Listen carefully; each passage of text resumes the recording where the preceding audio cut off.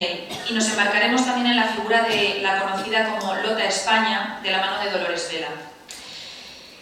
La primera intervención corre de la mano de María Naranjo Ruiz, que es investigadora predoctoral de la Universidad de Sevilla, graduada en Filología Hispánica y máster en Estudios Lingüísticos, Literarios y Culturales por la misma universidad.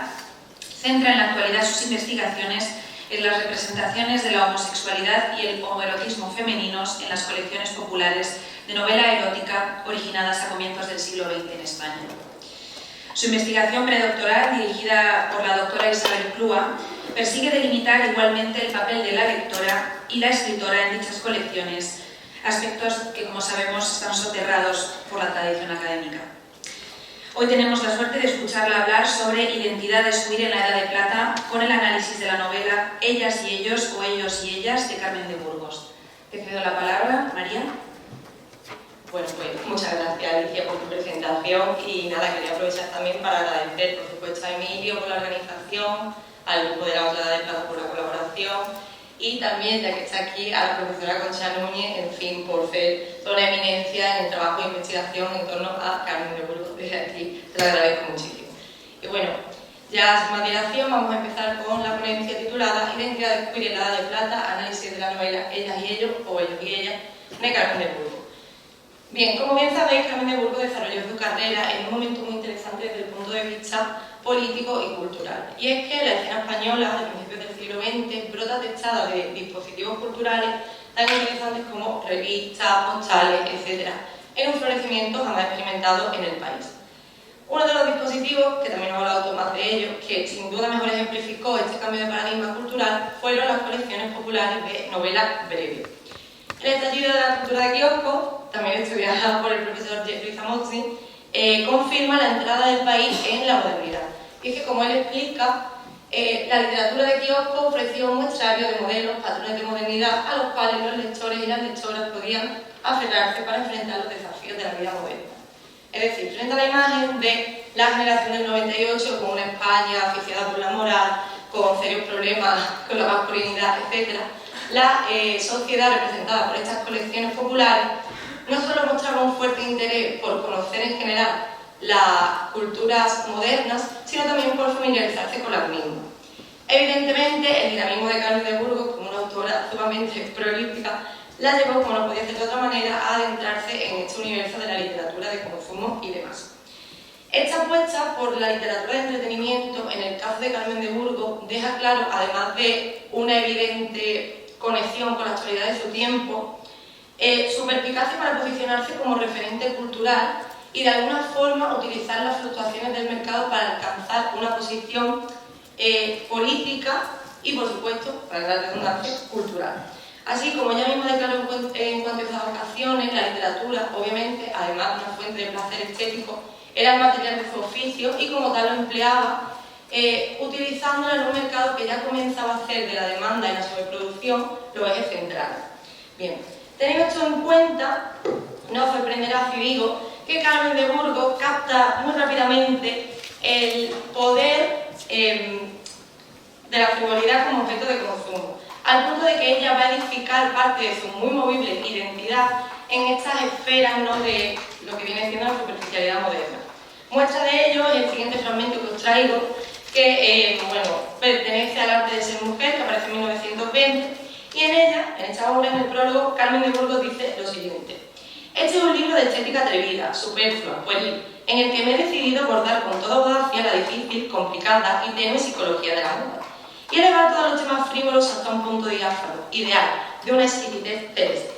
Se lo debía así a mi nombre de Colombine, que me pedía imperiosamente un libro lleno de pura frivolidad. Esto no es nada inocente.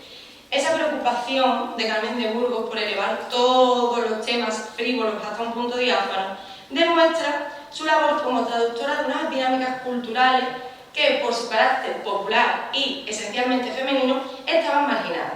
Como bien sabéis, las sociedades modernas e industriales desde el 19 politizaron el concepto de mainstream y empezaron a relacionar las nuevas formas de consumo popular, esencialmente urbana, con una especie de alienación intelectiva. Esto lo hemos heredado nosotros y es lo que explica precisamente, por ejemplo, que toda la cultura de kiosco, la cultura de la cicalicia, la cultura de la ola verde haya permanecido tradicionalmente soterrada. Y con ello, la vinculación de España con el nacimiento de la cultura de masa, la cultura moderna y el estallido de las tecnologías de la visión, por solo mencionar algunos datos.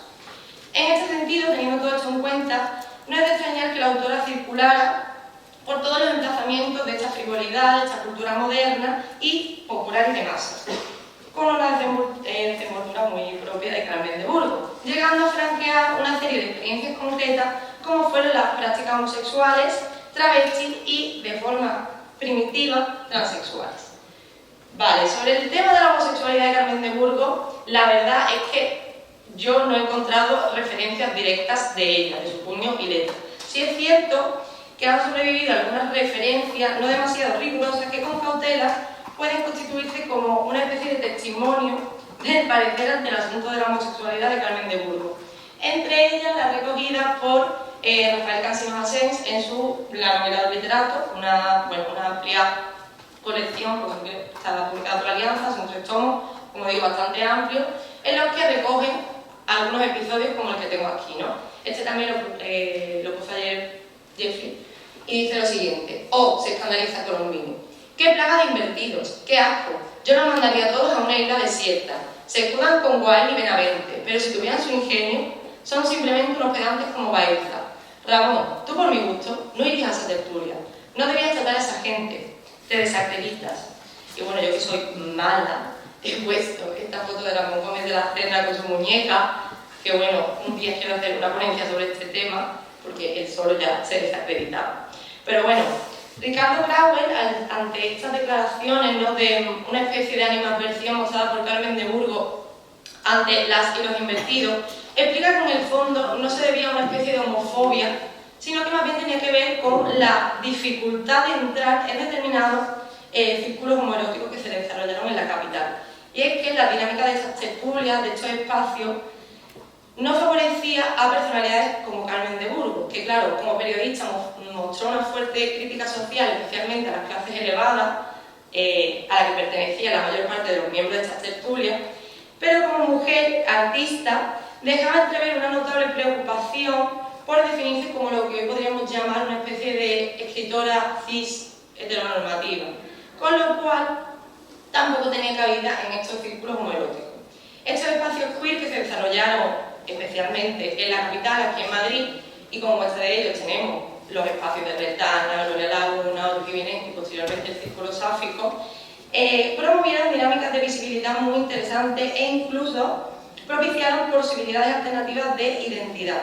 Esto lo explica Lauren Berland y también Michael Wagner, e indica que de alguna forma las personas pertenecientes a estos círculos lograron desestabilizar y de alguna forma desviar el protagonismo de la heterosexualidad en lo que vienen siendo las colecciones populares eróticas, ¿no?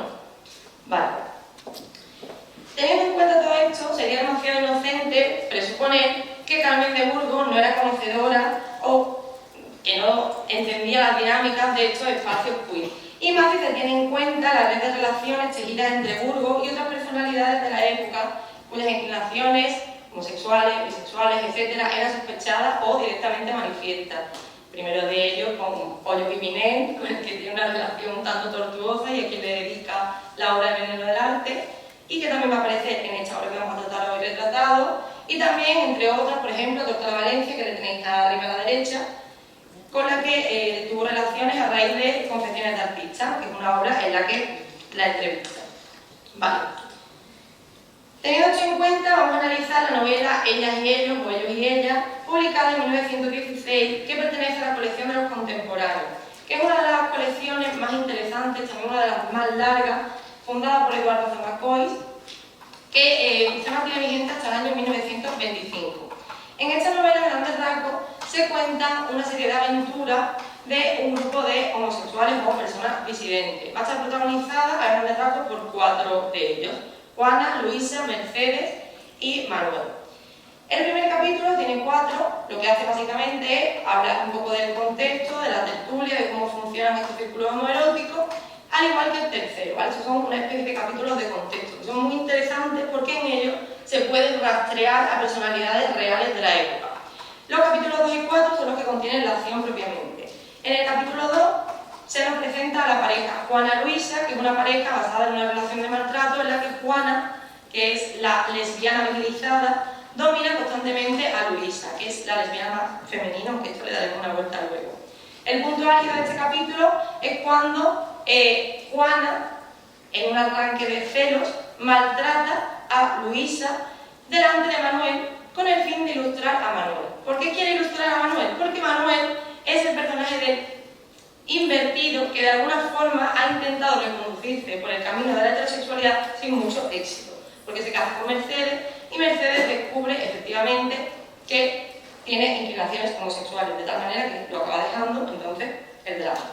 Ya en el último capítulo, que es el cuarto, es cuando alcanzamos, como digo, el punto álgido del drama, ya que a raíz de una relación entre Luisa y Mercedes, es decir, la expareja de Juana y la expareja de Manuel, Manuel los descubre y decide darle muerte a Luisa. Como vemos, un final muy trágico.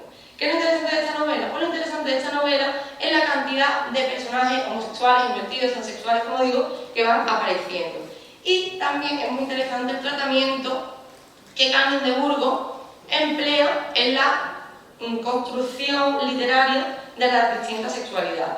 Comenzando con la homosexualidad masculina, esto es que me encanta, Burgos hace una jugada muy interesante y es que va a identificar la feminidad de los comportamientos homosexuales masculinos como un desvío positivo de su naturaleza. Así ella dice, describiendo estos ambientes. Todos tenían su nombre femenino tierno. Ellos ponían más espiritualidad que ellas en sus pasiones. Parecía que sus espíritus se refinaban más y por eso eran más débiles y más exquisitos. Mientras que ellas hacían en imitación al hombre más groseras, rudas y repugnantes. Ellos, imitando a la mujer, se hacían más amables, más artistas.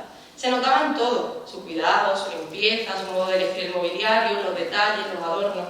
Había una cosa que lo embellecía todo y que quizás atraía la envidia con que se escandalizaban los otros.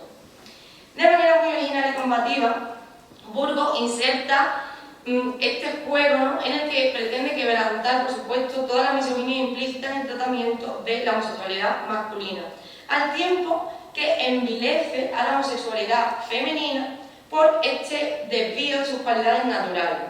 En realidad, Carmen de Burgos no está defendiendo propiamente a la homosexualidad masculina, sino que está defendiendo todo lo que hay de femenino en esta tendencia sexual, ¿no? Así, cuando ella exculpa a la masculinidad, a la homosexualidad masculina, perdón, lo que hace es plasmar de nuevo una serie de ideales que ya estaba trabajando, por los que estaba trabajando, en torno a todo el debate de la guerra de sexos, etc., en torno a la cuestión femenina. Y es que, cuando ella concentra la feminidad de los homosexuales en aspectos relativos al cuidado o la decoración, lo que hace es remitir a argumentaciones que ya había diseminado previamente y que diseminará después en ensayos y tratados sobre moda, decoración y feminidad, en los cuales ya ella luchaba por dignificar a las mujeres y a su universo. De esta forma, el personaje de Manuel, que es el protagonista prototípicamente homosexual, siempre va a ser un personaje claramente positivo. E incluso en este giro final, que es una especie de giro que en un principio puede entenderse como virilizador, lo va a mantener dentro de una especie de cápsula femenina, intentando justificar ese comportamiento por una especie de pasión desbordada. En cambio, en el tratamiento del lesbianismo vamos a encontrar una especie de caracterización mucho más compleja, mucho más incómoda, que sin duda se plantean unos términos similares a los del heteropatriarcado. De hecho, el final es el claro final simbólico donde las mujeres lesbianas acaban falleciendo, al menos una de las dos. De esta forma, Burgos va a manejar en esta novela, a grandes rasgos, dos modelos. Por un lado está Juana, como he dicho, la lesbiana masculinizada, y por otro, Luisa y Mercedes, que son la lesbiana vampira o sirena. Sobre el primer tipo, como subraya Beatriz Jimeno, estas mujeres homosexuales masculinas han supuesto siempre una especie de suerte de visibilidad, ¿no? Se conforman con una identidad perceptible que han ofrecido alternativas muy poderosas y activas mediante las que derrocar la pasividad femenina asociada en los contextos heteronormativos a las mujeres. Pero ¿qué ocurre? Esto también lo explica G. Simonis. Esta visibilidad en muy pocas ocasiones ha sido algo positivo, de hecho ha sido el motivo por el que organizar cazas de brujas en torno a estas mujeres. En ese sentido es muy interesante ver cómo Carmen de Burgos en esta novela construye a Juana, ¿no? Ella dice: Es una mujer baja, gruesa, chata, con semblante de perro pachón, boca grande, de una morenez hepática, ojos pequeños y vivos, y el cabello negro, espeso, fosco, cortado en melena, le salió al encuentro. Y a partir de ahí, como vemos, una caracterización que roza con la monstruosidad. En cambio, la pareja Mercedes-Luisa, como he dicho, va a tener más que ver con otro tipo de lesbiana, que es la lesbiana vampira. Esta, a diferencia de la lesbiana masculina, que adapta físicamente una apariencia de varón, lo que hacen es usurpar ciertos roles que tienen mucho más que ver con el intelecto, la astucia, la dominación y en general el poder. De tal manera que lo que otras mujeres admiran de estas no es su feminidad, sino todo lo que en ellas hay de hombre. Este hecho, sumado a la circunstancia de que muchas de estas mujeres que protagonizan este tipo de novelas suelen ser personajes ya maduros, como ocurre en este caso, fija una serie de atributos perniciosos en torno a estas mujeres representadas, ¿no? Que de alguna forma las hace corruptoras de mujeres normales a través del dominio, el egoísmo y el sadismo. Muestra de esto es la representación que hace Carmen de Burgos de Luisa cuando dice, citando a Luisa: ¿qué cosa más sencilla que conquistar a un hombre a quien le gustamos naturalmente?, suele decir Luisa en sus confesiones íntimas. Eso lo logran todas. Vencer una de estas resistencias ariscas de las que abominan de nosotras y hacerlas nuestras constituye el triunfo inefable. De esta forma, Luisa es un personaje muy negativo porque no solo usurpa la masculinidad de los hombres, sino que además es capaz de tomar el rol de dominación y elección. Lo que hace Carmen de Burgos al final de la novela es una especie de juego capcioso en el que se alteran una serie de sentimentalidades al descubrir la naturaleza homosexual por una parte de Manuel, pero también de Mercedes y Luisa. Con todo, no podemos pensar que Carmen de Burgos, y ya voy acabando, escribe un texto correctivo al uso. Un ejemplo práctico de esto sería el siguiente fragmento, entre dos personajes que no pertenecen a la comunidad. Dice una: «¿Qué horror de vida?», aceptó solo a decir, desconcertado de ese cuadro. «No», contestó él con un alarde de mundanidad. «Hay que ser condescendiente. Se ha dicho que comprenderlo todo es perdonarlo todo. Yo digo que debemos perdonar si estamos capacitados para emplear esa palabra en cosas que no nos afectan, hasta las que no comprendemos. Cada uno vive bien su vida sin ese dolor que nosotros concebimos en ella. Es cuestión de hábito, de temperamento. No nos pongamos trascendentales».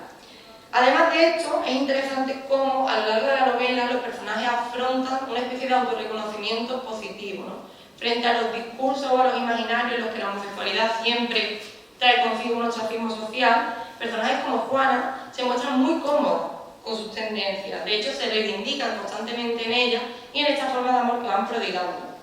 Pero con todo, para mí, quizá lo más novedoso e interesante de la novela es el final y cómo al final de esta se produce una especie de revalorización del amor homosexual como pasión verdadera, ¿no? Así dice Carmen de Burgos: «Se veía con estupor que en aquellas relaciones tan frívolamente consideradas había algo más que un vicio o un placer, había algo que tocaba el corazón». Rescatar el potencial emocional de la homosexualidad como una experiencia romántica suponía desde luego una revolución con respecto al tratamiento del tema. De ahí que sea tan interesante como Carmen de Burgos habla de esto, ¿no? De una especie de nuevo dolor que a través de la emocionalidad dota a las relaciones homosexuales de un plus que hasta la fecha no se solía barajar. Esto hace que Amy Bell, en su estudio sobre esta obra, hable del asesinato final como una especie de instrumento desexualizador. Y es que de alguna forma ella lo vincula al tratamiento habitual de la homosexualidad en las colecciones populares eróticas, donde las mujeres homosexuales aparecían como un divertimento y sus relaciones eran un plus para la generación de erotismo y sexualidad, y en vez de caer o hacer esto, lo que hace Carmen de Burgos es rechazarlo, de tal forma que a través del asesinato obliga a desexualizar la relación entre las mujeres, reposiciona el papel de estas en la novela y a su vez repiensa los espacios y las identidades queer. Por esto, y mucho más que podríamos estar aquí hablando todo el tiempo, ellas y ellos, o ellos y ellas, se conforman como una obra muy interesante e ilustrativa. Está repleta de convicciones en conflicto y en ella se muestra la efervescencia cultural e ideológica de la España de principios del siglo XX, al tiempo que da cuenta de la perspicacia de Carmen de Burgos en los grandes debates sociales sociales y su capacidad para aportar siempre una visión personalísima y muy interesante y fundamental. Y hasta aquí.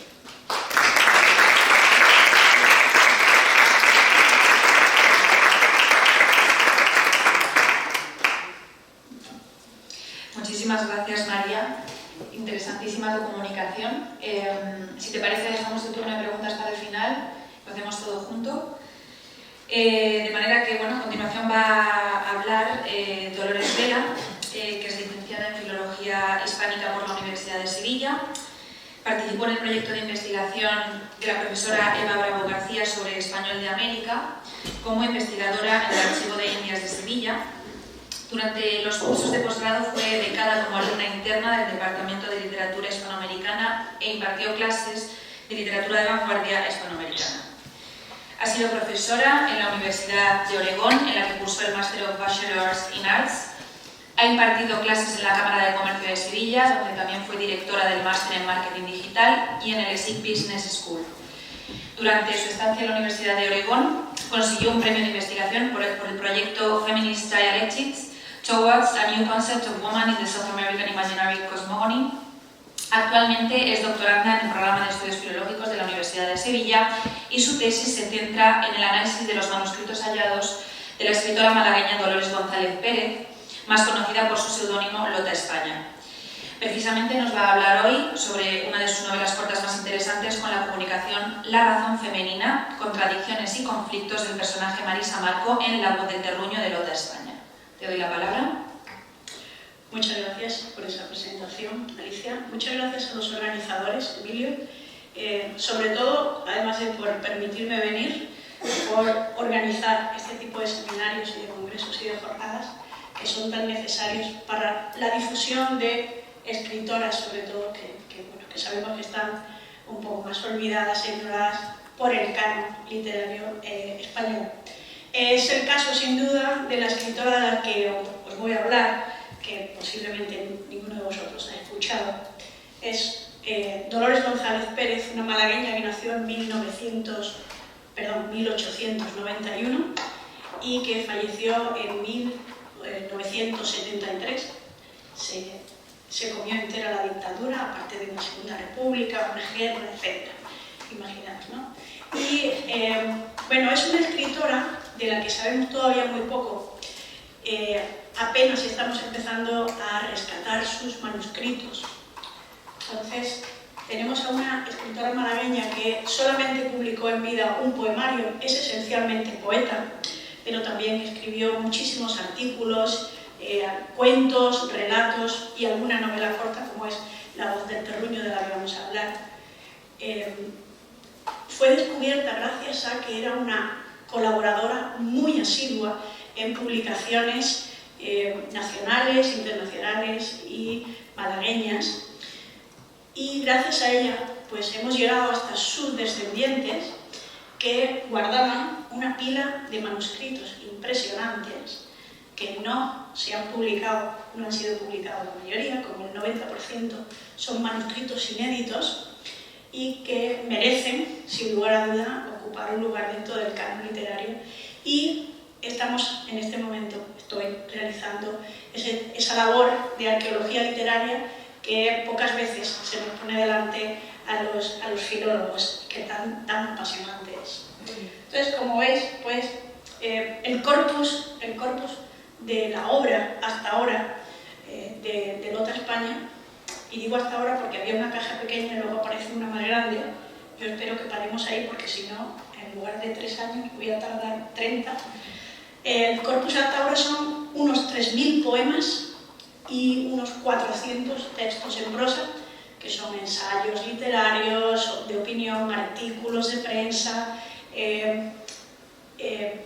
comentarios incluso científicos, ensayos sociológicos y, por supuesto, cuentos infantiles, relatos y alguna novelita corta, como decimos. La voz del terruño es una novelita corta, posiblemente se publicó en el 1928, está sin fechar, no lo podemos saber con certeza, pero encontramos una pequeña reseña en otra publicación en Madrid que regalaba el librito, la novela de La voz del terruño, a quienes se suscribieran, y esa reseña era de principios del 29, de febrero del 29, con lo cual posiblemente La voz del terruño es o de finales del 28 o de principios, enero-febrero del 29. Entonces, por fecharla, y tiene un total de 55 páginas. La voz del terruño es, dentro de la colección La novela Albero, transcurre en Cantabria. Os cuento el argumento porque no lo habéis leído, lógicamente. Vale, yo he tenido ya el placer de leerlo. Os puedo decir, como nota, desde el punto de vista filológico, y que todos somos amantes de la literatura, que es un enorme placer abrir aquella caja, fue un enorme placer, y ver esos manuscritos que están pidiendo a gritos ser publicados y salir de la caja.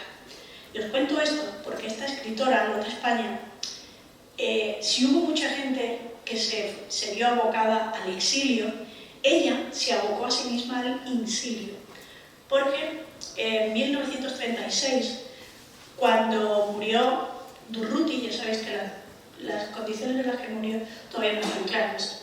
Se pensaba al principio que fue asesinado. Bueno, Durruti ya sabéis que es posiblemente el más conocido anarquista español, y todavía no se sabe si fue por fuego enemigo propio o un accidente como falleció, pero en aquella época se consideraba que había sido asesinado. Y Lota España publica un poema que le dedica a él.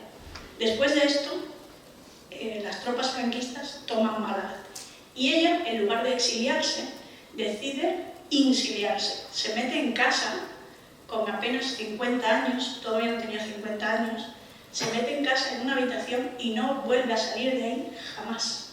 No volvió a pisar la calle jamás. Tenía un miedo pavoroso a ser denunciada y a ser entregada por quien fuese, y a ser ajusticiada por el régimen de la dictadura. Entonces, había que analizar eso, y de hecho en algún momento se hará, como presión y maltrato, lógicamente, en este caso a la mujer, ¿no? La violencia de la mujer dentro de las dictaduras, que también es otro tema que estaba estudiando en literatura hispanoamericana, pero que en la española también ocurrió, y que es un campo cultural que tenemos que hablar. Volviendo a La voz del terruño, disculpan el inciso, pero me parecía interesante para que conozcan un poco mejor a la autora. Bueno, pues es un pequeño pueblo de Cantabria, y la acción transcurre cuando Panchuco, el protagonista, es apresado por el vulgo, por el pueblo. Lo apresan, lo llevan maniatado sin una razón aparente, simplemente porque le tienen encono, porque lo odian, porque es diferente. Él y su familia venían de fuera, él ha crecido sin un padre, un poco salvaje, y ahora es un socialista, es un idealista, tiene ideas liberales, es un peligro para el pueblo, ¿no? Está anquilosado en su tradición. Entonces, como no les cae bien, lo apresan con una excusa y se lo llevan a la cárcel. Marisa, que es una joven que tiene relaciones con él, ocultas, es su novia, pero a la sombra, empieza a escuchar las sabidurías de la gente, cómo están hablando de él, ¿no? Entonces, ella escucha a las bujaronas, como ella dice, de brujas, bujaronas, y cuando las está escuchando, se oculta, queda oculta, para que nadie sepa que está interesada. Ella misma dice que prefiere antes morir que ser relacionada con él, para que nadie pueda, por el que dirán, ¿no? Para que nadie pueda poner en tela de juicio su lealtad al pueblo y, bueno, que es la tradición y demás. Y aquí es donde entra el tema de la razón femenina, ¿no? Que es parte del título de mi charla. Y es que cuando hablamos de razón femenina, nos retrotraemos al pensamiento de Aristóteles, en primer lugar, ya saben cómo pensaba Aristóteles sobre la mujer, ese pensamiento de que la mujer no tiene alma que pasó a Santo Tomás, y Santo Tomás, cuando habla de la razón femenina, dice que la mujer es un ser imperfecto, ontológicamente, que nace para desear al hombre, que le permite alcanzar la plenitud de su existencia bajo su yugo. La mujer es inferior al hombre racional y moralmente. Es pecado y es un instrumento de tentación. Y tenemos pone como ejemplo a Eva, ya conocemos el mito, y a Pandora. Entonces, en la voz del terruño, lo curioso es que se va a invertir esa tentación, porque la tentación no va a ser Marisa, la tentación es Panchuco. Panchuco va a ser quien sea la tentación de Marisa. Si Adán cedió a la tentación con Eva, pues veremos si Marisa cede ante la tentación con Panchuco. Entonces, a partir de ahí, bueno, pues tenemos que la razón femenina pasa por un análisis, ¿no? Tenemos ese pensamiento de que la mujer obviamente es inferior. En la Ilustración, que sabemos que es el comienzo del feminismo ilustrado, el comienzo de lo que empezamos a estudiar como feminismo, se cuela con el pensamiento ilustrado las primeras feministas y se pone en tela de juicio si la mujer es capaz o no de tener la misma inteligencia que el hombre. Esa razón femenina, en la época victoriana, pasa a ser lo que conocemos como el ángel del hogar. Supongo que todos conocemos lo que es el ángel del hogar. Como sabemos, es una mujer al margen de la historia. El hombre es el acto que hace la historia y la mujer queda al margen. La mujer es la materia, mater, y el hombre es la forma, es lo que da vida. En este punto se considera incluso hasta que el que de verdad es el artífice de la gestación es el hombre. La mujer simplemente es como el receptáculo, pero sin el hombre no hay, digamos que, progenie. Bueno, luego empiezan a aparecer ciertos mitos, ciertas ideas científicas, como que la cavidad craneana de la mujer es más pequeña y por lo tanto su inteligencia es inferior. En el siglo XIX hay algunos científicos que incluso postulan que las mujeres que ejercitan la inteligencia van a tener problemas si se le van a encoger los ovarios. Vale. Hace poco un dirigente político, como sabéis, decía que los hombres no deberían comer pollo porque se hacen gays. Pues a mí me suena esto un poco así también. Y bueno, tenemos que tener en mente, ¿no?, que la razón femenina en este momento se basa en ese binomio que define el género, ¿no?, que es el binomio lo femenino, lo masculino, la ternura y la severidad, la sumisión, la autoridad y la debilidad, la fortaleza, etc. Todo se define siempre de una manera, digamos que muy maniquea. Entonces, esto es un hombre, esto es una mujer. Como decía, Marisa, en ese momento que está escuchando a las brujonas hablar de Panchuco y lo ponen de vuelta y media, podéis imaginar, es prácticamente el demonio, ¿vale? Panchuco. Sin embargo, ella cuando lo está escuchando se marcha a casa y ahí empiezan las contradicciones. Y ahí es donde empieza la razón femenina en la voz del terruño.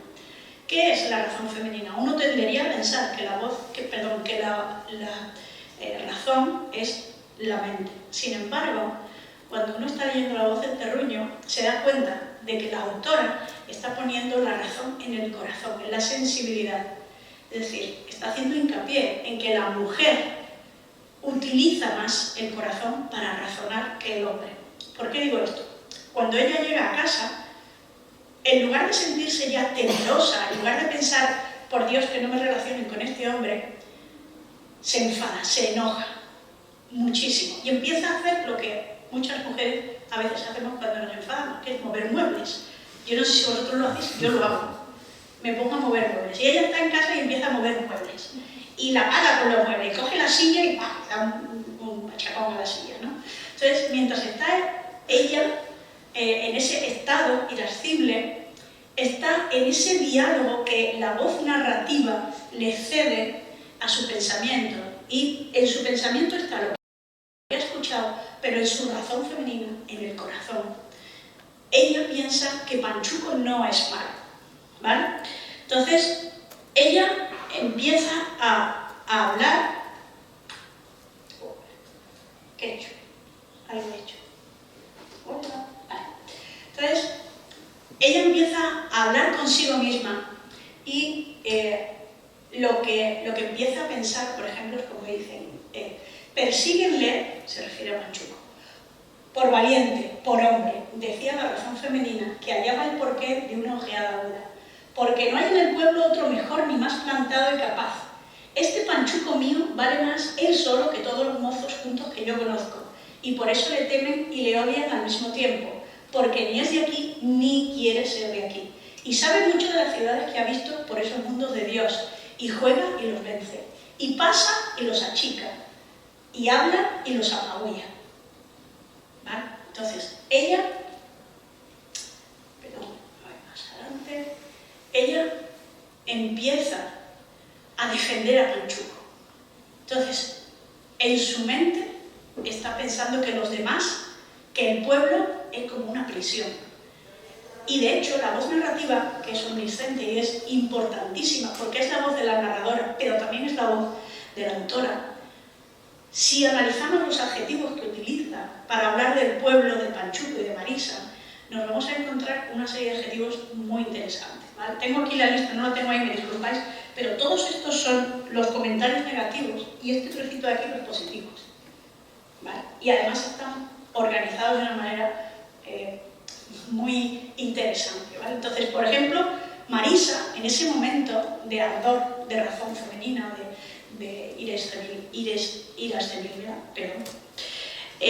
habla del pueblo de sus gentes diciendo, las llama, escuadrón de meigas, referida a las viejas cotorras, mal bicho, que es el guarda del coto donde lo han aprisionado, reverendísimos ladrones, mundo ciego que no se ve dónde está el daño, alfeñiques, bueyes de terriza, beatucos, puteros, viejas parlanchinas, murmuraciones y cotorreos sucios, malolientes como cañerías, viejas del demonio, brujonas, embusteras, lobos envidiosos y políticos como insulto, Ahí lo dejo. Gente sin alma, gente con un odio negro, larvas del pasado que se nutren de viejas cenizas. Esto está a la orden del día, Absurdo, retrógrado, cruel, referido al pueblo.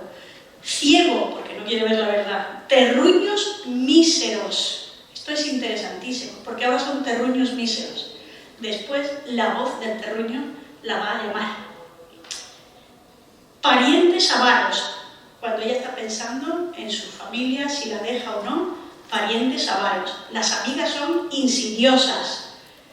El pueblo son bestias. La vida allí es sucia, terrosa y monótona.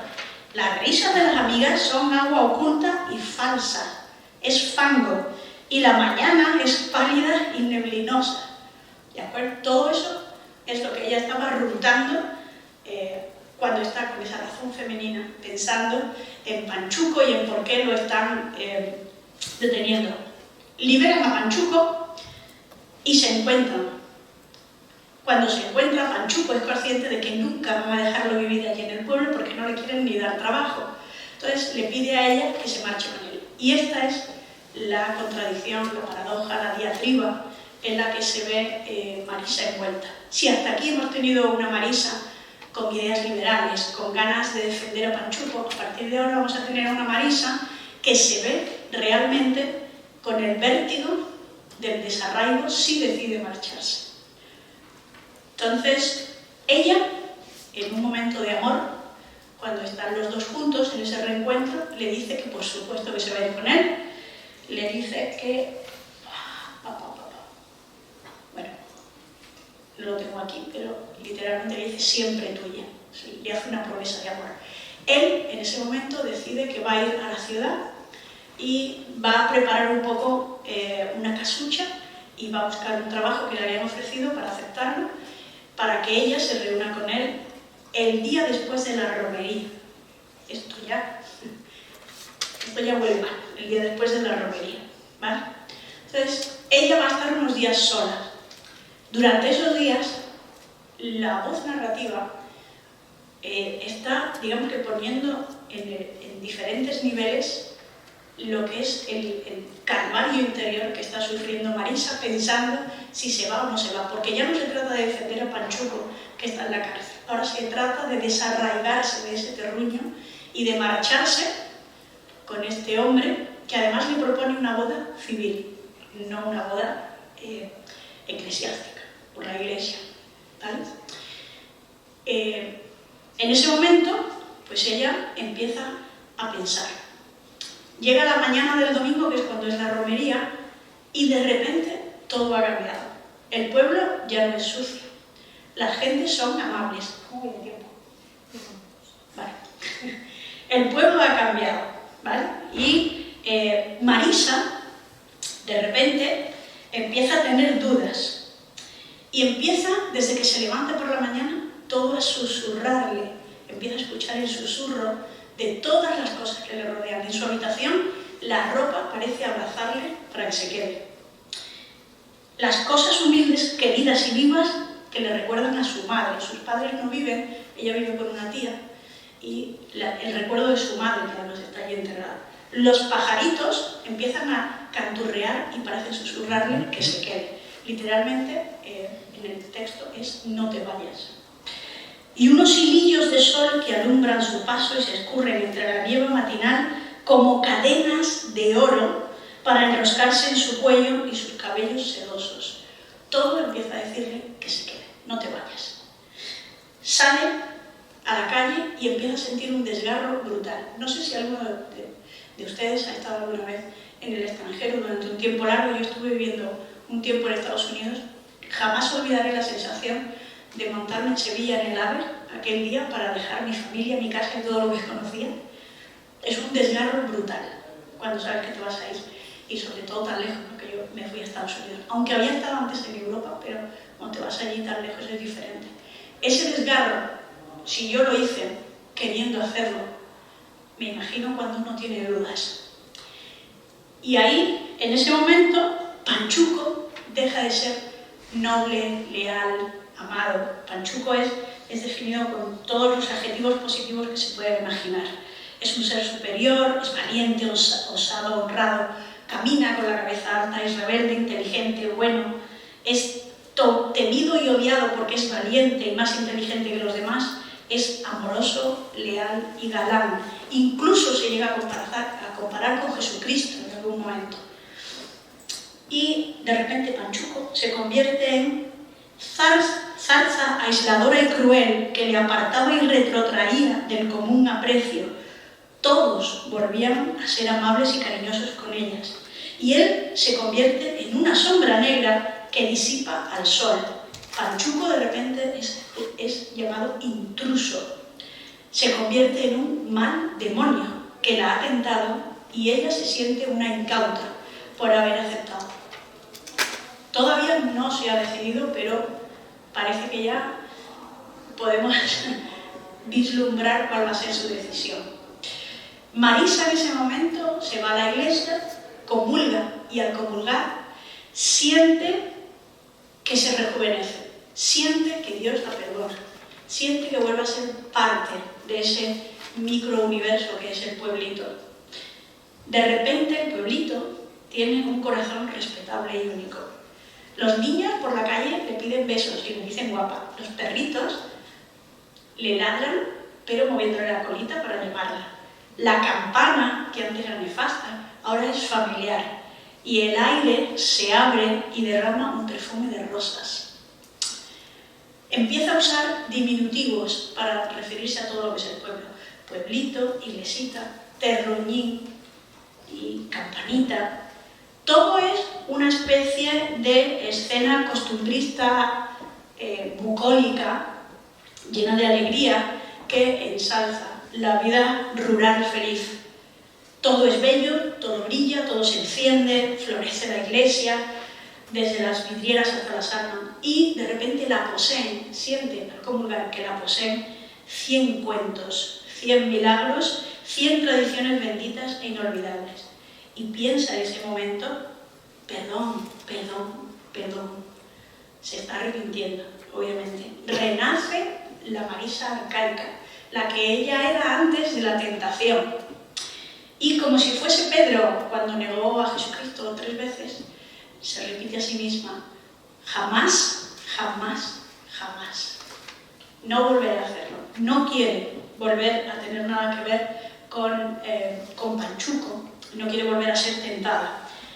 Como vemos, la razón femenina libra entre comillas, a Marisa de esta tentación que le ha supuesto Panchuco. Panchuco, cuando vuelve, se encuentra, la mañana es pálida y fría y va a haber tormenta, lógicamente. En Lota España, la naturaleza que es descrita con una cantidad de adjetivos impresionante. Esta mujer conocía, tenía un dominio del léxico apabullante. Y cuando ella describe la naturaleza siempre está relacionada con, generalmente, la acción que está transcurriendo o con el sentir de uno de sus protagonistas. En este caso sería el sentir más de Panchuco o incluso de Marisa. Es una mañana fría en la que está a punto de llover, es otoño, y Panchuco se encuentra a una Marisa a través de la reja, la ventana, emblanquecida con aspecto de monja, literalmente ella dice monjín, impasible y rígida como una muerta. Y él se pregunta, ¿es esta mi Marisa? ¿Quién es esta? No la reconoce.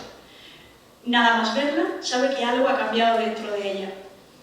Está impasible y todo el paisaje cambia.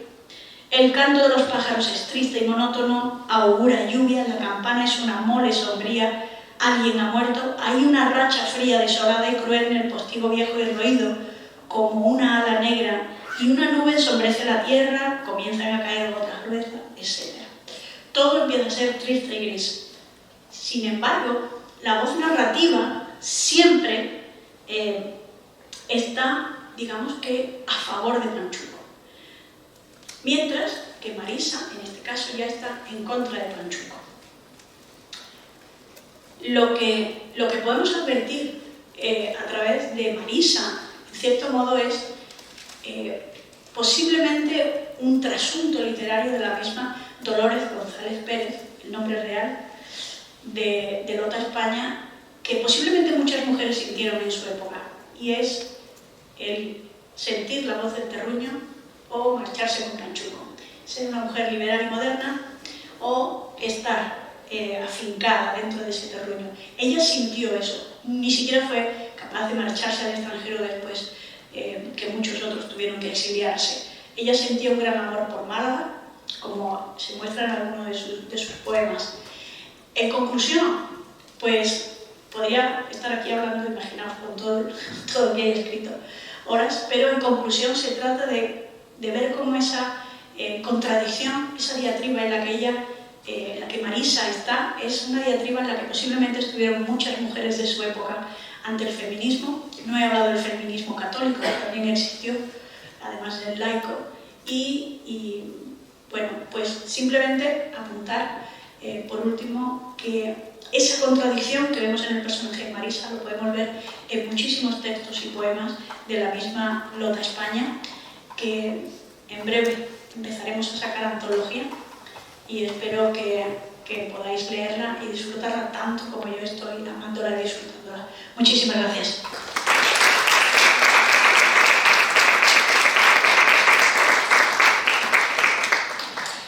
Muchísimas gracias, Dolores. Te felicito por la apasionante comunicación que has hecho, me ha encantado. Yo creo que allá nadie se nos va a olvidar el nombre de Lota España.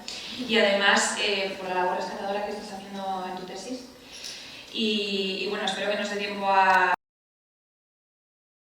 Te voy presentando mientras, Mario. Vale. Mario es estudiante de doctorado e instructor de español en la Universidad de Michigan.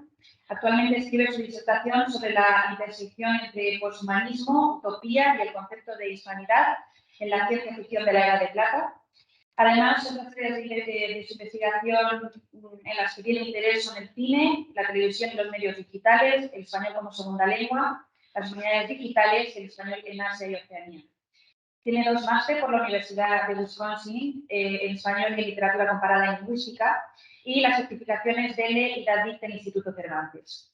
Ha publicado artículos en temas como la ciencia ficción en El Quijote, las urbes como Gil Fantástico, Elena Fortún y su personaje infantil Celia o poesía hispano-filipina.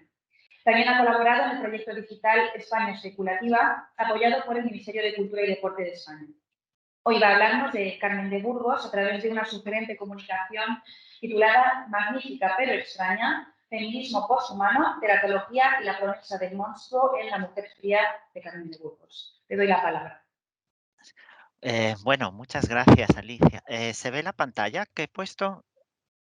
Sí. Ah, perfecto. Muchas gracias. Bueno, gracias a María Inmaculada y a Dolores por sus presentaciones. Lamento mucho no estar allí en Madrid, pero bueno, espero que por lo menos la presentación sea interesante.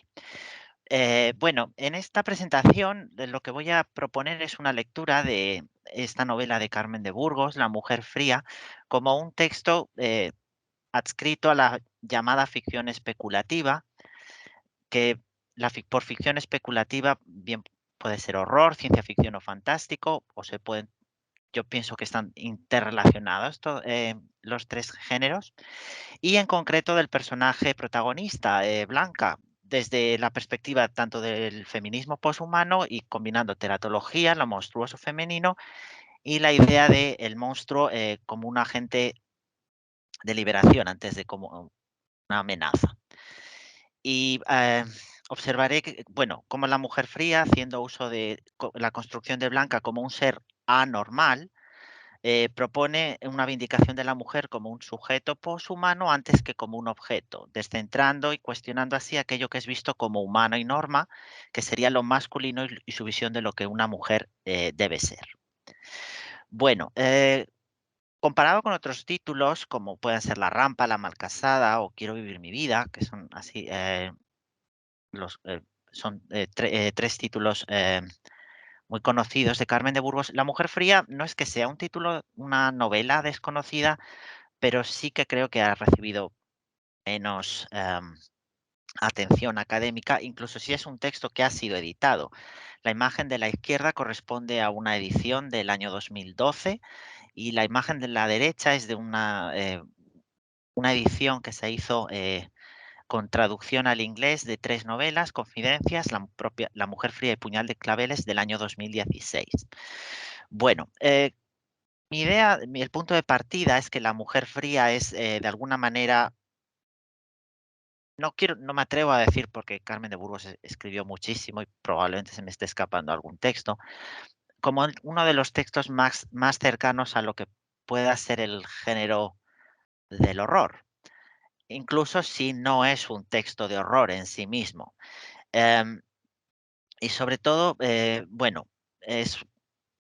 creo que utiliza los mecanismos de un personaje de la imagen del vampiro, pues como puede ser la carne fría, una fascinación irrefrenable de la gente hacia la persona, hacia el personaje de Blanca, el contraste entre lo nibio y lo rojo. Y en realidad, a través de este recurso, Carmen de Burgos hace comentario acerca de la alta sociedad madrileña de los años 20, y en el que, bueno, el personaje de Blanca se presenta como alguien extraño simplemente porque es diferente a lo que debería ser una mujer.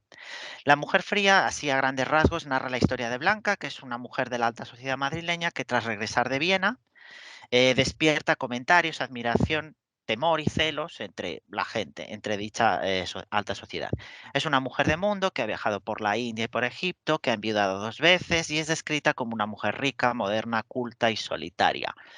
Entre quienes se acercan a ella, pues está don Marcelo, que es un hombre más mayor, que con el tiempo se convierte en su único amigo, y Blanca despierta el odio y los deseos de venganza por parte de otras mujeres porque la consideran demasiado altiva, como si se sintiera superior a ellas. Las sobrinas de don Marcelo, Edma y Rosa, pues acuden con su tío a una recepción de Blanca en el hotel donde vive, un hotel en la Castellana, y allí se presenta el personaje de Fernando, un joven por el que Edma pues se ha hecho ilusiones, pero sin embargo él se fija en Blanca. Blanca pues se muestra reacia a dañar las ilusiones de Edma, pero bueno, acaba accediendo a que Fernando la bese. Fernando se queda desconcertado porque tiene una extraña sensación después de besarla, em, y le llama la atención un olor que tiene, hablaré ahora del olor, un olor que desprende Blanca. Y bueno, desconcertado, vuelve a pensar en Edma, se lo hace saber a don Marcelo y don Marcelo le relata que la vida de Blanca pues siempre se ha caracterizado por una frialdad inusual, el ser como lo dice así, como una Catalina de Médicis, como una muerta viva, a la que la ciencia nunca ha sido capaz de explicar el porqué de esa frialdad ni el porqué de ese extraño olor que ella desprende. La gente, dice don Marcelo, pues siempre ha considerado que Blanca es una endemoniada. alguien a quien sus dos maridos la tuvieron como un objeto exótico, como un fetiche, y a los que ella se entregó como por abulia. Al final de La mujer fría, Fernando mantiene una segunda conversación con Blanca, intentando superar este malestar por esa frialdad y ese olor, y sin embargo, tras besarla se da cuenta de que no puede superar su rechazo y se marcha de la sala donde se encuentran y la deja abandonada. Una primera lectura de La mujer fría lo que hace, bueno, presenta es un texto de corte romántico y creo yo, se ha tildado, yo creo con bastante desprecio, como un folletín decimonónico. Pero sí se perciben una serie de elementos que hacen de la historia, en mi opinión, eh, turbia, bastante extraña, y yo creo que esto no es algo casual por parte de Carmen de Burgos. Mi propósito aquí, pues, es intentar incluir este texto de Carmen de Burgos dentro de lo especulativo con otras obras especulativas que se hicieron durante los años 20 en España, como puede ser El paraíso de las mujeres, de Vicente Blasco Ibáñez, El señor de Pigmalión, de Jacinto Grau, etcétera. Bueno, en general puede decirse, ya ha hablado María Inmaculada sobre la literatura de kiosco, así que no me voy a detener mucho en ello, pero en general se puede decir que la ficción especulativa tuvo un buen momento en los años 20 en España, gracias a la literatura de kiosco que mediante el acceso a novelas cortas, libros de bolsillo o revistas, perdón, pues permitió desarrollar una cultura de masas. Entre los géneros que estaba la ficción erótica, revistas de cine, ficción femenina, la relacionada con los deportes y bueno, el libro de la izquierda corresponde a un libro editado por Jeffrey Zamosny y Susan Larson, y los otros dos son también dos libros que recomiendo, no sé, de Ángela Ena Bordonada y el otro es de Dolores Romero López. En el libro de Romero López hay un episodio, creo, dedicado a la ciencia ficción en estos años. En cuanto a la ficción especulativa, hubo dos colecciones. La de la imagen de la izquierda corresponde a la Biblioteca Novelesco Científica y la imagen de la derecha a la Biblioteca Novelesco Fantástica. Muchos de donde, bueno, autores canónicos como José de Lola y Jesús de Aragón publicaron sus textos y creo que la Universidad Complutense tiene muchos de estos textos digitalizados. Y otros títulos pero en general se puede decir que la ficción especulativa apareció en en colecciones sueltas en esta literatura de kiosco. La imagen de la izquierda corresponde a la novela de hoy, donde está Un mundo al descubierto, de José María Salaverría.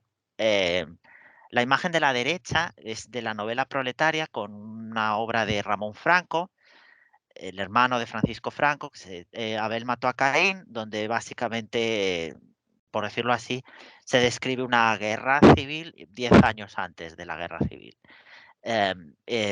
Y después en el centro está El paraíso de las mujeres, que es probablemente la novela más importante de esta década, que es una versión femenina de Los viajes de Gulliver, donde el protagonista viaja a una isla llena de mujeres diminutas. Y a partir de ahí él elabora una novela de corte feminista. Bueno, vamos a pasar en su ensayo, vamos a pasar en primer lugar al feminismo poshumano. Y en su ensayo For Theses on Posthuman Feminism, Rossi Braidotti afirma que la muerte del hombre, anunciada por Michel Foucault, es la muerte de aquella figura que es europea, masculina, blanca, urbana, que habla una lengua estándar y que se inscribe de una manera heterosexual en una unidad reproductiva, siendo un ciudadano reconocido por una forma de gobierno definida. Frente a esta concepción eurocéntrica del hombre, que fue promovida por la Ilustración y que lo privilegia como algo unitario, natural o bios, Braidotti propone poner el foco en lo que ella llama el Zoe, Z-O-E, es decir, un ámbito más amplio que integre lo animal y las vidas no humanas, una forma de estructura de una vida, perdón, de una vida dinámica y autoorganizativa que defiende una vitalidad generativa, así como una fuerza transversal que cruza y reconecta especies. Es decir, frente a esta idea promovida por la Ilustración de lo humano, el hombre, lo humano sería el hombre blanco, europeo, heterosexual que representa la razón, el progreso y la unidad, todo lo que se considera como algo natural o biológico, todo lo que no esté en ese grupo sería considerado poshumano. En ese grupo entran mujeres, gente con diversidad funcional, personas racializadas, monstruos, cualquier otra categoría que no entre en esa que he mencionado del hombre. Y esto sería lo que ya definiría el Zoe. Es decir, dejar de pensar en el hombre como algo biológico y natural y jerárquicamente superior para entenderlo como un elemento más en un entramado de especies y de entidades donde todas tendrían el mismo nivel. Al final, en el feminismo poshumano, es la acotación de abajo del todo, eh, aunque en realidad ella utiliza el plural, no busca tanto la subversión en la formación de contraidentidades, es decir, mediante la disrupción de un modelo estandarizado, sino ser un experimento con otro tipo de identidades en el que no funcionen los binarios, es decir, en el que todas las especies, vamos a hacerlo así, son la suma de identidades, ella llama el I, el an, que se ve abajo del todo, en lugar de elegir o eres hombre o eres mujer, sino o eres un animal o eres una persona con diversidad funcional, sino que en realidad somos suma de capas e interrelaciones. En este grupo entra el concepto de monstruo, que según Jerome Cohen es un concepto cultural, es una construcción y una proyección que solo existe para ser leído. Estos cuerpos monstruosos pueden ser terroríficos o también presentar una apariencia real, pero siempre se definen en el terreno de la narrativa o la imaginación y en la cual se forma por lo que consideramos anormal o desviado. Es decir, para que haya un monstruo tiene que haber alguien que se erige como algo normal, de manera que esa normalidad define lo que es anormal. ¿De acuerdo? Así, pues uno debe aproximarse a la monstruosidad considerando desde bestias a demonios, pasando por freaks, zombies, vampiros, todo ello como expresiones de un malestar cultural que recorre la sociedad y que forma, ese malestar en realidad forma el carácter colectivo. Y Cohen añade que el monstruo se construye por miedos y obsesiones de la cultura y también es un cuerpo marcado por aquello que la sociedad considera diferente.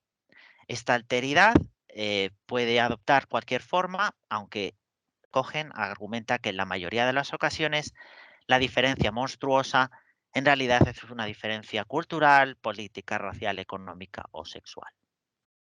Bueno, sin duda el aspecto monstruoso que más llama la atención de Blanca en La mujer fría es, lo he mencionado antes, el olor, al que se hace de referencia de una manera constante, pero el que solo se introduce cuando ya llevamos casi la mitad de la novela, y hasta entonces Blanca ha sido presentada como una mujer sofisticada y muy elegante, pero de repente Carmen de Burgos hace una mención a el olor, ella huele mal.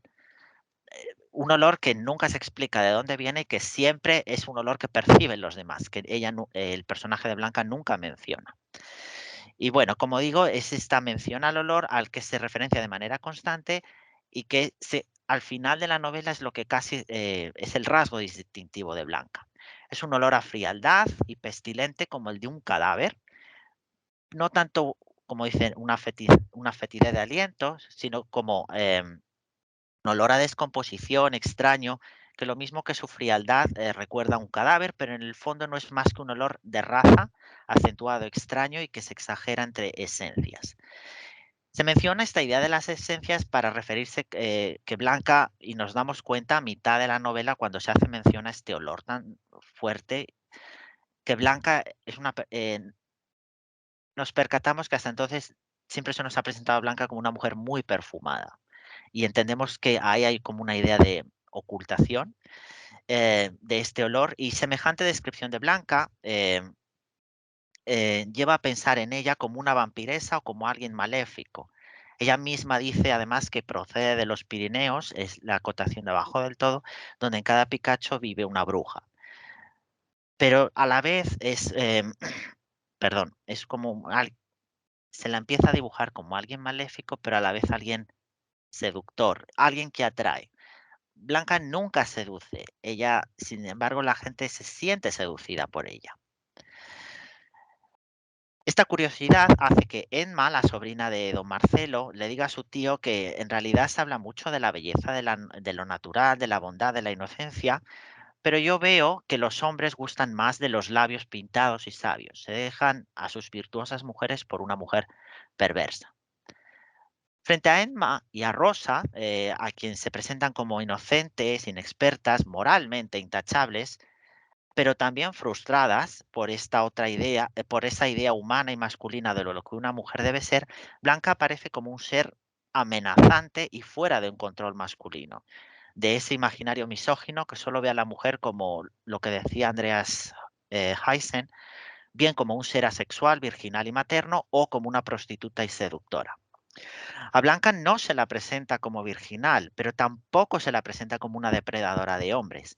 Al contrario, es decir, no es este o que mencionaba Braidotti, que es lo que hay que desechar y que es lo que lo humano siempre nos fuerza a pensar, elegir una cosa u otra, sino que Blanca añade una nueva opción. Ella representa el II, es decir, se la presenta como independiente, no interesada ni en cuestiones como la maternidad, pero tampoco en conseguir los intereses sexuales de los demás.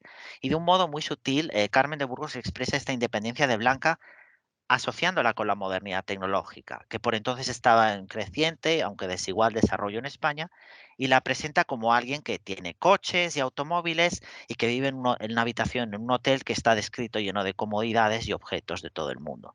Como si esta asociación con la tecnología y el desarrollo capitalista supusiera la verdadera herramienta de liberación de la mujer, representando con ello la expresión de estos miedos del mundo masculino, como dice Heisen, hacia la alta tecnología, la eficiencia y la instrumental la racionalidad instrumental.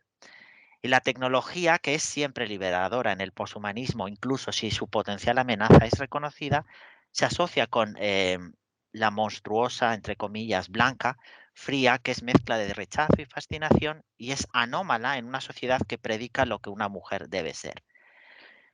Blanca entonces aparece como un ente híbrido, como un ente relacional y como la suma de identidades que es como formando un compuesto de difícil categorización.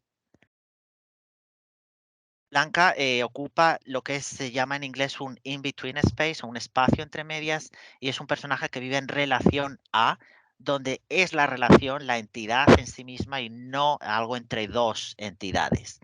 Ese es el objeto de la teratología que, como dice Patricia McCormack en la acotación de arriba, realmente la monstruosidad es el espacio en medio, pero no un espacio entre dos espacios, sino como un tercer espacio que en sí mismo tiene autonomía.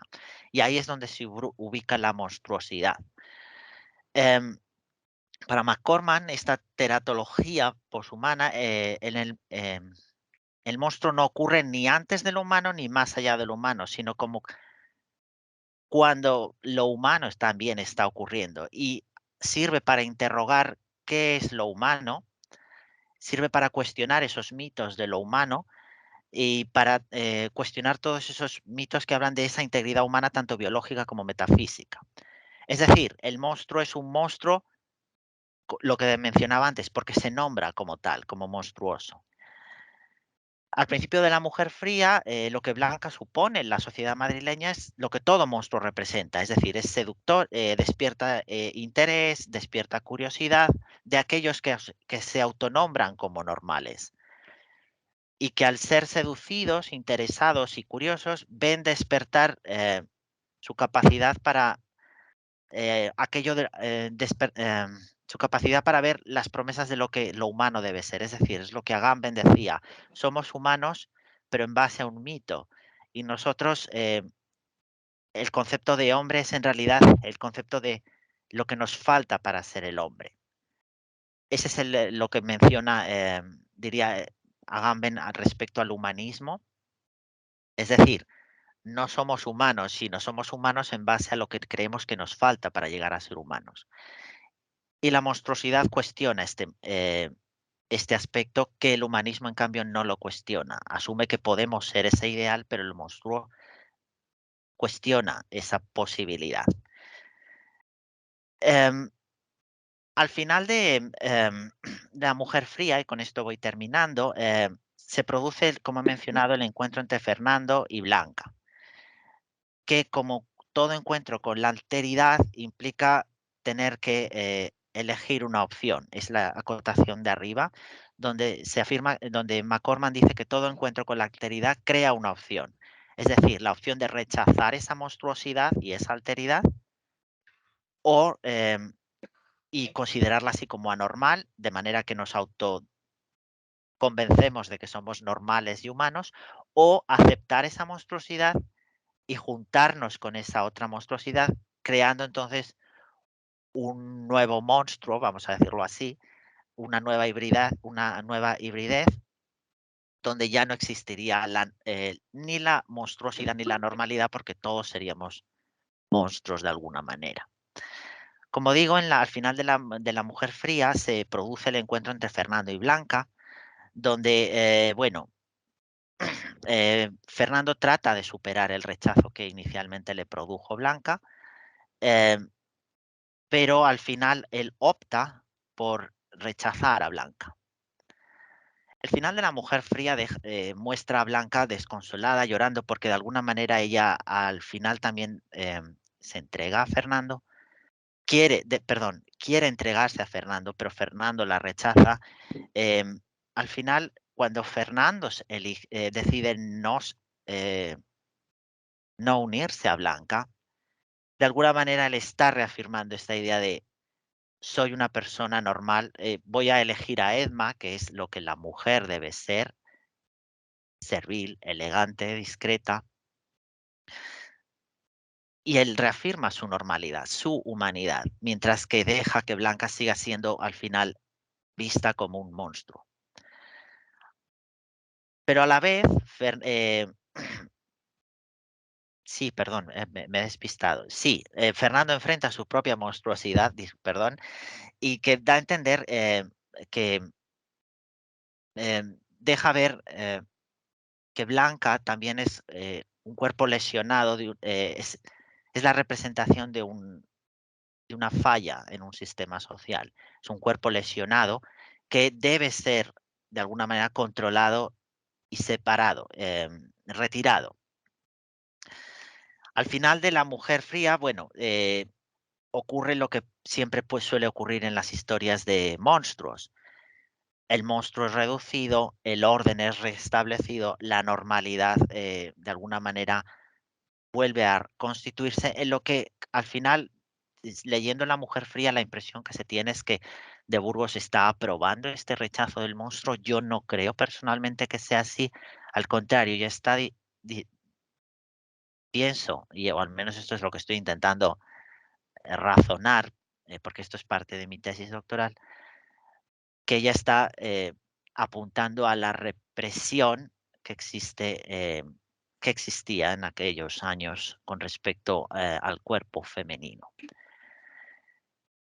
Entonces, bueno, se puede concluir diciendo que como una historia de monstruos, de vampiros, donde al final de La mujer fría el monstruo es destruido. Como digo, la anomalía se controla, el orden se restituye y en ningún momento esta destrucción, control y restitución creo que es visto como algo positivo por la propia de Burgos. Al contrario, lo que creo que subyace en La mujer fría es el cuestionamiento por parte de Burgos del entramado social y cultural en el que la monstruosa Blanca ha sido un reflejo distorsionado. Estas son las referencias y muchísimas gracias por escucharme.